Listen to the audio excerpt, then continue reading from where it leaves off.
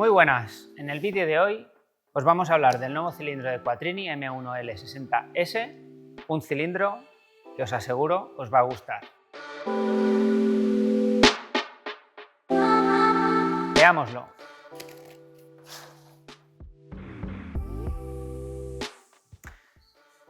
A diferencia del hermano menor, el M1L60 GTR, este cilindro viene con una distribución mucho más elaborada, por lo que sacaremos una potencia de aproximadamente unos 28 caballos.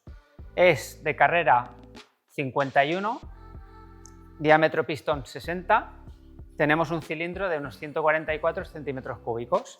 La admisión está pensada para montar un carburador 34, pero si queréis para uso en calle podéis montar un reductor a diámetro 35 para llevar un carburador 28.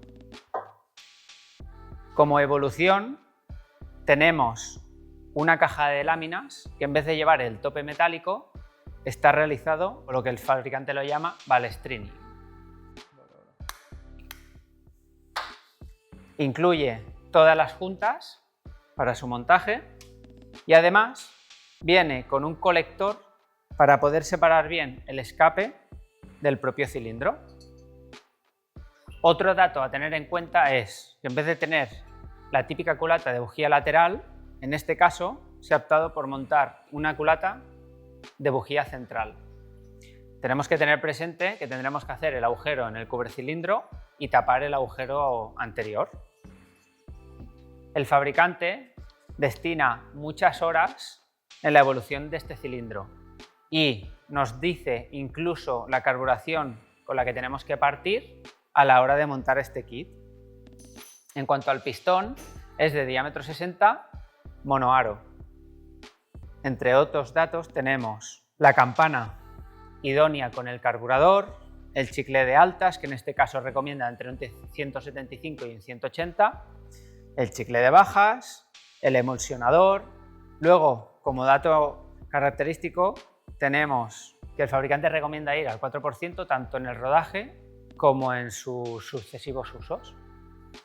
Todos sabemos que este cilindro se podría llegar a montar en un cárter original, pero yo personalmente no lo recomiendo porque para que entren las faldas dentro del propio cárter hay que tornear y dejar una pared muy estrecha. Yo sinceramente, si lo tuviera que montar, lo haría o sobre un cárter Quattrini directamente o como mucho sobre un cárter SIP Evo.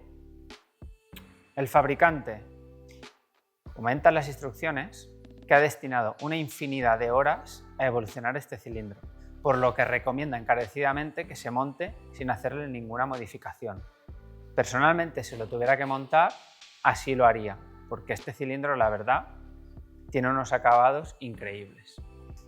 Como curiosidad, el fabricante adjunta con el cilindro una explicación de las actuales gasolinas que tenemos hoy en día. Resumiendo un poco, determina que al no ser gasolinas de mucha calidad, esto influye en la propia carburación del cilindro. Es muy largo de explicar, pero intentaremos de algún modo adjuntarlo en nuestra web para todo aquel que quiera investigar un poco sobre este tema. Teniendo en cuenta los datos que da el fabricante en este documento, a la hora de haber desarrollado este cilindro y cualquiera de los que tiene de esta marca, tienen presente el problema que comentamos de las gasolinas para que todos sus cilindros den el máximo de prestaciones posible en todo momento.